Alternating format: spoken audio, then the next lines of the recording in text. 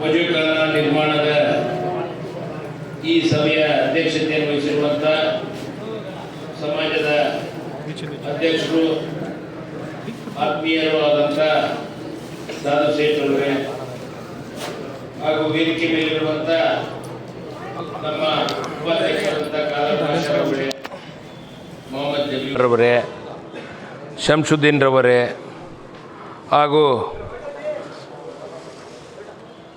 ನಮ್ಮ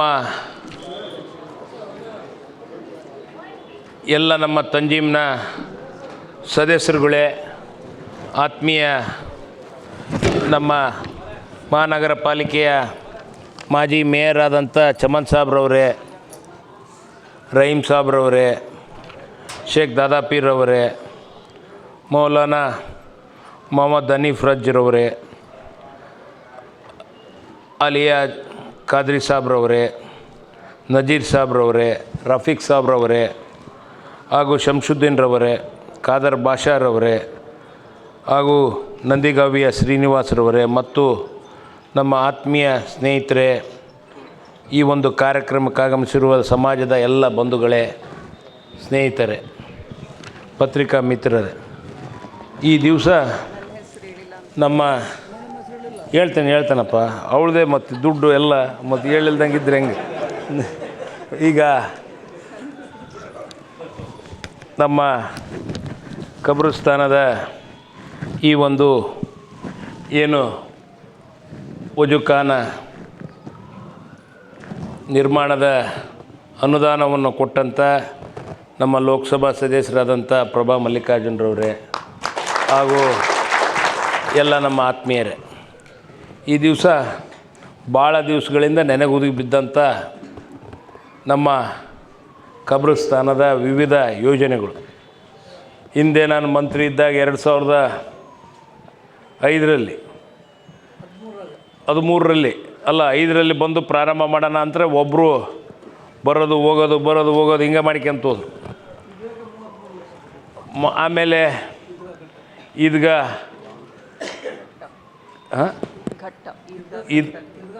ಈದ್ಗ ಕಟ್ಟಲಿಕ್ಕೆ ನಾನು 25ರಿಂದ 30 ಲಕ್ಷ 33 ಲಕ್ಷ ಕೊಟ್ಟೆ. ಆದರೆ ಇನ್ನೂ ಕ್ಲೀನಾಗಿ ಕಟ್ರಪ್ಪ ಅಂತಂದೆ, ಅಲ್ಲಿಗೆ ನಿಲ್ಲಿಸಿದ್ರಿ.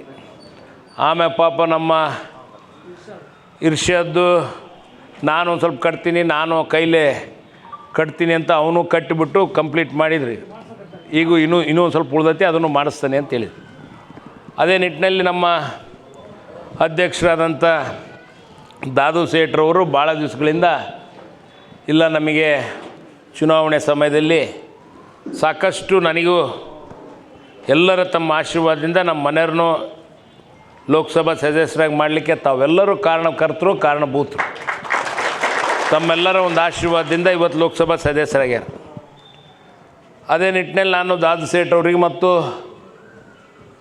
ಸಮಾಜದ ಎಲ್ಲ ಹಿರಿಯರಿಗೆ ಅವಾಗಿಂದನೂ ಹೇಳ್ತಾಯಿದ್ದೆ, ಮೊದಲು ನಾನು ಮುಸಲ್ಮಾನ್ ಬಾಂಧವರಿಗೆ ಫಸ್ಟ್ ಲೋಕಸಭಾ ಅನುದಾನ ಕೊಡಬೇಕು ಮತ್ತು ಕುರುಬರು ಮತ್ತು ಮುಸಲ್ಮಾನ್ ಬಂಧುಗಳಿಗೆ ಮೊದಲನೇ ಅನುದಾನ ಕೊಡಬೇಕು ಅಂತ ನಾನು ಅವಾಗ ಹೇಳಿದ್ದೆ.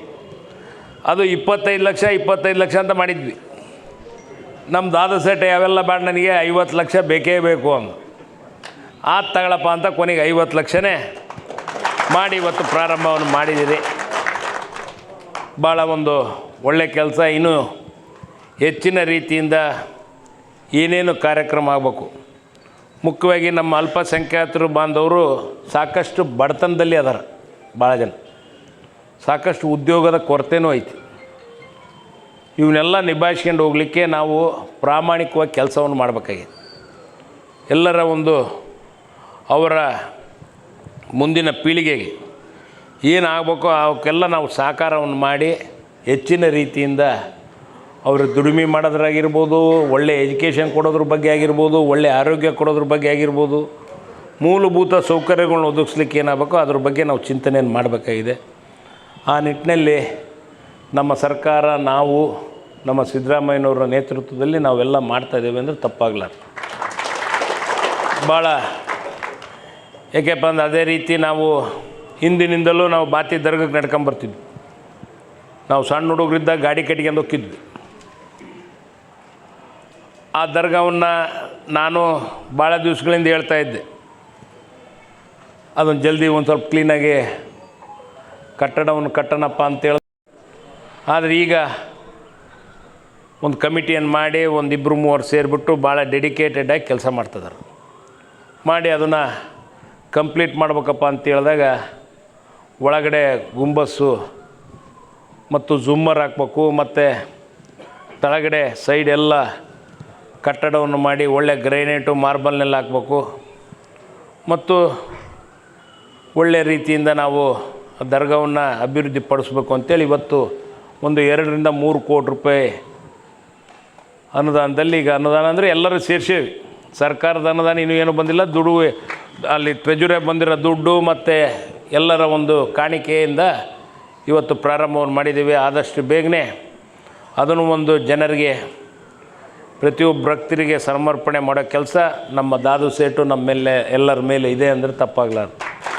ಆ ಒಂದು ನಿಟ್ಟಿನಲ್ಲಿ ಅದನ್ನು ಒಂದು ಆದಷ್ಟು ಬೇಗನೆ ಮಾಡ್ತೀವಿ ಅಂತ ನಾನು ತಮಗೆ ಭರವಸೆಯನ್ನು ಕೊಡ್ತೇನೆ. ಮತ್ತು ವಿವಿಧ ಯೋಜನೆಗಳನ್ನ ದಾದು ಸೇಟ್ ಅವ್ರು ಹೇಳ್ದಾಗೆ ಏನು ಪೇವರ್ಗಳ್ನ ಹಾಕ್ಸ್ಬೇಕು, ಹೆಚ್ಚಿನ ರೀತಿಯಿಂದ ಅಭಿವೃದ್ಧಿ ಮಾಡಬೇಕು ಅಂತೇಳಿದ್ದಾರೆ. ಅದಕ್ಕೆ ಸಂಪೂರ್ಣವಾದ ಸಹಕಾರವನ್ನು ಮಾಡ್ತೀನಿ. ಮತ್ತು ಮುಖ್ಯವಾಗಿ PB ರೋಡ್ ಹೊಸ್ದಾಗಿ ಆಗ್ಬೇಕಾದ್ರೆ ನಾನು ನಮಾಜ್ ಮಾಡ್ಬೇಕಾದ್ರೆ ಮುಂಚೆ ಭಾಳ ಇದ್ದಿದ್ವು.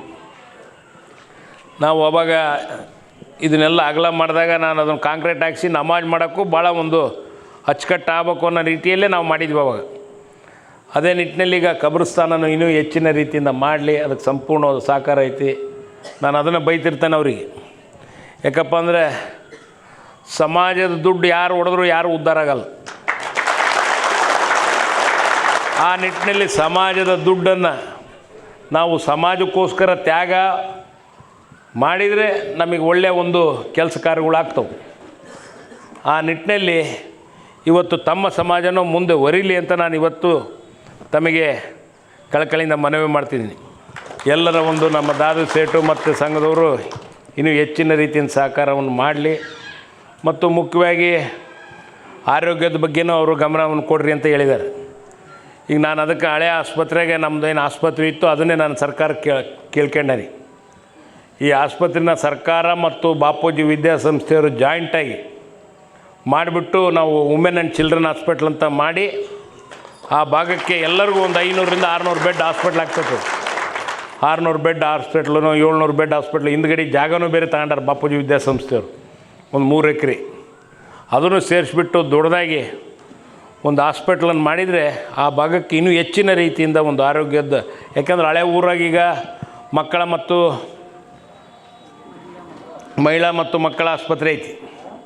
ಅದು ಈಗಲೇ 100%ಗೆ 150%, 160% ಆಕ್ಯುಪೆನ್ಸಿ ಐತದು ಇವತ್ತು. ಅದು ಇನ್ನೂ ಅದು ನಾನು ಬಂದಾಗ 94ರಲ್ಲಿ 95 ಬಂದಾಗ ಅದು 30-60 ಬೆಡ್ ಇತ್ತು. ಈಗ 180 ಬೆಡ್ ಆಗೈತಿ. ಜಾಗದ ಅವಶ್ಯಕತೆಯೂ ಐತಿ. ಇನ್ನೂ ಹೆಚ್ಚಿನ ರೀತಿಯಿಂದ ನಾವು ಅದನ್ನು ಅಭಿವೃದ್ಧಿನೂ ಪಡಿಸ್ಬೇಕಾಗೈತಿ. ಅದೇ ನಿಟ್ಟಿನಲ್ಲಿ ಈಗ ಆ ಭಾಗದಲ್ಲಿ ಒಂದು ಒಳ್ಳೆಯ ಆಸ್ಪತ್ರೆ ಮಾಡಬೇಕು ಅಂತಂದು ಇವತ್ತು ನಾವು ದಿನೇಶ್ ಗುಂಡೂರಾವು ಎಲ್ಲರ ಹತ್ರ ಮಾತಾಡಿ ಆದಷ್ಟು ಬೇಗನೆ ಒಂದು ಇನ್ಸ್ಪೆಕ್ಷನ್ ಮಾಡಿ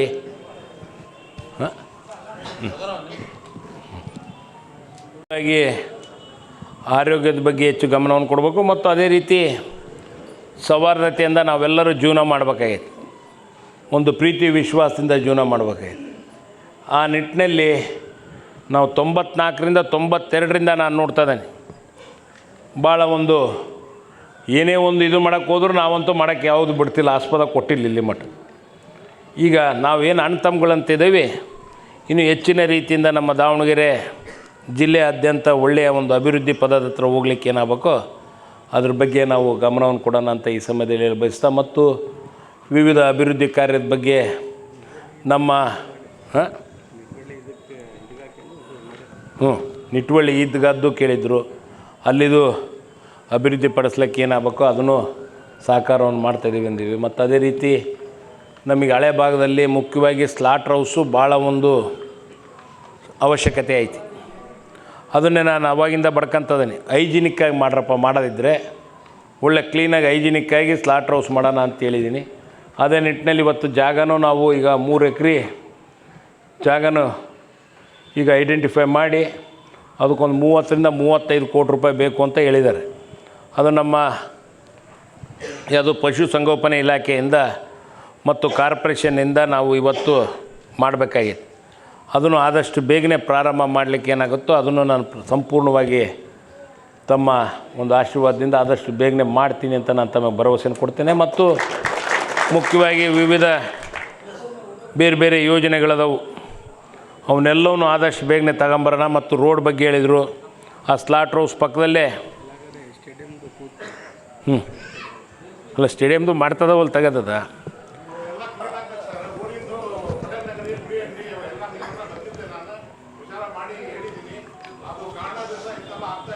ಯಾವುದ್ರದ್ದದ ಸ್ಲಾಟ್ ಹೌಸಿಗೆ ಜಾಗ ರಿಸರ್ವ್ ಮಾಡಿದ್ದಿಲ್ಲ ಹೇಳ್ತಂತೆ. ಅದನ್ನು ಕಾಲೇವು ಫಸ್ಟು ಅಲ್ಲಿ ಹಳ್ಳನ ಡೆವಲಪ್ ಮಾಡ್ಬೇಕು. ಹಳ್ಳ ಹೋಗೋಕ್ಕೆ ಏನಾಗಬೇಕಲ್ಲ ಅದಕ್ಕೆ 10 ಕೋಟಿ ರೂಪಾಯಿಗೆಲ್ಲ ಅನುದಾನ ಒದಗಿಸ್ಕೊಟ್ಟೇವಿ. ಟೆಂಡ್ರನ್ನು ಕರೆದೇವಿ. ಆದಷ್ಟು ಬೇಗನೆ ಆ ಹಳ್ಳದ್ದೊಂದು ಕಾಲೇವು ಮಾಡಿದರೆ ನಿಮಗೆ ಕರೆಕ್ಟಾಗಿ ಜಾಗ ಸಿಗ್ತೈತಿ. ಆ ಸ್ಲಾಟ್ ಹೌಸಿನ ಗಲೀಜೆಲ್ಲ ಹಳ್ಳಕ್ಕೆ ಹೋಗ್ಬೇಕು, ಪ್ಲಸ್ ಅಲ್ಲಿ ಟ್ರೀಟ್ಮೆಂಟ್ ಪ್ಲ್ಯಾಂಟಿಗೆ ಹೋಗ್ಬೇಕು. ಆ ರೀತಿ ಅದನ್ನು ಪ್ಲ್ಯಾನ್ ಮಾಡಿ ಒಳ್ಳೆಯ ಒಂದು ಸ್ಲಾಟ್ ಹೌಸ್ ಮಾಡೋಕ್ಕೆ ಏನಾಗಬೇಕು ಅದನ್ನು ನಾವು ಮಾಡಿಕೊಡ್ತೀನಿ ಅಂತ ನಾನು ಭರವಸೆನ ಕೊಟ್ಟಿದ್ದೀನಿ. ಇಂದು ಹೇಳಿದೆ, ಮುಂದೆ ಮಾಡ್ತೀನಿ. ಅದೇ ನಿಟ್ಟಿನಲ್ಲಿ ವಿವಿಧ ಯೋಜನೆಗಳನ್ನ ಕಾರ್ಯರೂಪಕ್ಕೆ ತರಬೇಕಾಗಿದೆ. ಅದು ಎಲ್ಲದಕ್ಕಿಂತ ಮುಖ್ಯವಾಗಿ ಎಲ್ಲರೂ ಏನು ನಮ್ಮ ಮೊದಲನೇ ಅನುದಾನ ನಮ್ಮ ಶ್ರೀಮತಿಯವ್ರದ್ದು ಇವತ್ತು ನಾವು ಕಬ್ರಸ್ತಾನದಿಂದಲೇ ಪ್ರಾರಂಭ ಮಾಡಿದ್ದೀವಿ. ನಮ್ಮ 50 ಲಕ್ಷ ರೂಪಾಯಿ ಅನುದಾನವನ್ನು ಮತ್ತು ಬೀರೇಶ್ವರ ದೇವಸ್ಥಾನಕ್ಕೆ ಅಲ್ಲ ಸಮುದಾಯ ಭವನಕ್ಕೆ ಒಂದು ನಿಟ್ಟಿನಲ್ಲಿ ಒಳ್ಳೆಯ ಕೆಲಸವನ್ನು ಮಾಡಲಿ ಅಂತ ನಾನು ಈ ಸಮಯದಲ್ಲಿ ಹೇಳ್ತೀನಿ. ಏನಾರು ತೊಂದರೆಗಳು ಕಳಪೆ ಕಾಮಗಾರಿ ಆದರೆ ನನಗೊಂದು ಸ್ವಲ್ಪ ಗಮನಕ್ಕೆ ತರ್ರಿ. ಏಕೆ ಅದದ ಮಾಡಿ ನಮ್ಮ ಏನು ಹೆಚ್ಚಿನ ಅನುದಾನ ಇನ್ನೂ ಕೊಡಲಿ. ನನಗೆ ಗೊತ್ತಿದ್ದಿಲ್ಲ ಇಷ್ಟು ಚೆನ್ನಾಗಿ ಹಿಂದಿ ಮಾತಾಡ್ತಾಳಂತ, ಇವತ್ತೇ ಗೊತ್ತಿಲ್ಲ. ಅದಕ್ಕೆ ಯಾಕಂದರೆ ಪಾಲಿಫೈಬರ್ಸ್ನಾಗಿದ್ರಲ್ಲ ಎಲ್ಲ ಪಾಲಿಫೈಬರ್ಸ್ ಕಾಲೇಜ್ ಸ್ಕೂಲ್ನಾಗೆ ಎಲ್ಲ ನಾರ್ತ್ ಇಂಡಿಯಾದರ ಜೊತೆಗೆ ಒಳ್ಳೆ ಭಾಷೆ, ಎಲ್ಲ ರೀತಿಯ ಭಾಷೆ ಮತ್ತು ಎಲ್ಲದರಲ್ಲಿ ಪರಿಣಿತರಿದ್ದಾರೆ. ಒಳ್ಳೆ ಅಲ್ಲಿ ಹೇಳ್ಬಿಟ್ಟೆ ಅಲ್ಲಿ ನೀನು. ಅದಕ್ಕೆ ಮತ್ತು ವಫ್ ಕಮಿಟಿಯಿಂದನೂ ಹೆಚ್ಚಿನ ಅನುದಾನ ಬರ್ತೈತೆ. ಅದನ್ನು ಒಳ್ಳೆ ರೀತಿಯಿಂದ ಉಪಯೋಗಿಸ್ಕೊಂಡ್ರೆ, ಒಳ್ಳೆ ರೀತಿಯಿಂದ ಒಳ್ಳೆ ಥರವಾಗಿ ಉಪಯೋಗಿಸ್ಕೊಂಡ್ರೆ ಒಳ್ಳೆ ಅನುದಾನ ಒಂದು ಐತಿ ಕ್ಯಾದದ. ಈಗ ವಫ್ ಕಮಿಟಿದು ಸಿಕ್ಕಾಪಟ್ಟೆ ಅನುದಾನ ಬರ್ತೈತಿ, ಒಳ್ಳೆ ರೆವಿನ್ಯೂನೂ ಐತಿ. ಅದನ್ನೆಲ್ಲ ಒಳ್ಳೆ ರೀತಿಯಿಂದ ಅನುದಾನ ಆದರೆ ಇನ್ನೂ ಹೆಚ್ಚು ಕಾಮಗಾರಿಗಳು, ಹೆಚ್ಚು ಕೆಲಸಗಳು ಆಗ್ತವೆ. ಆ ಒಂದು ನಿಟ್ಟಿನಲ್ಲಿ ನಾನು ತಮ್ಮ ಜೊತೆ ಇರ್ತೀನಿ. ತಮ್ಮ ಒಂದು ಸಹಕಾರ ಸದಾ ಇರಲಿ. ಇದೇ ಒಂದು ಪ್ರೀತಿ ವಿಶ್ವಾಸ ನಮ್ಮದು ನಿಮ್ಮದು ಎಲ್ಲ ಸದಾ ಇರೋಣ. ದಾವಣಗೆರೆ ನಗರ, ದಾವಣಗೆರೆ ಜಿಲ್ಲೆ ಹೆಚ್ಚಿನ ರೀತಿಯಿಂದ ಅಭಿವೃದ್ಧಿ ಪದದ ಹತ್ರ ಏನು ನಮ್ಮ ಶ್ರೀಮತಿ ಹೇಳ್ದಂಗೆ ಎಲ್ಲ ನೀರಾವರಿ ಬಗ್ಗೆ ಹೆಚ್ಚಿನ ಒಂದು ಜನಗಳ ಸೇವೆಗೆ, ಅದರಲ್ಲಿ ಅಲ್ಪಸಂಖ್ಯಾತರು, ಹರಿಜನ, ಗಿರಿಜನ, ಹಿಂದುಳಿದವರು ಹೆಚ್ಚಿನ ಒಂದು ಕೆಲಸ ಕಾರ್ಯಗಳನ್ನ ಮಾಡಿ ಅವರಿಗೆ ಮೇಲೆತ್ತುವ ಒಂದು ಕೆಲಸವನ್ನು ನಾವು ನೀವೆಲ್ಲ ಸೇರಿ ಮಾಡೋಣ. ಅದಕ್ಕೆ ನನ್ನ ಸಂಪೂರ್ಣವಾದ ಸಹಕಾರ ಇದೆ ಅಂತ ನಾನು ತಮಗೆ ಹೇಳುತ್ತಾ ನನ್ನ 4 ಮಾತನ್ನು ಮುಗಿಸ್ತೇನೆ. ಜೈ ಹಿಂದ್, ಜೈ ಕರ್ನಾಟಕ.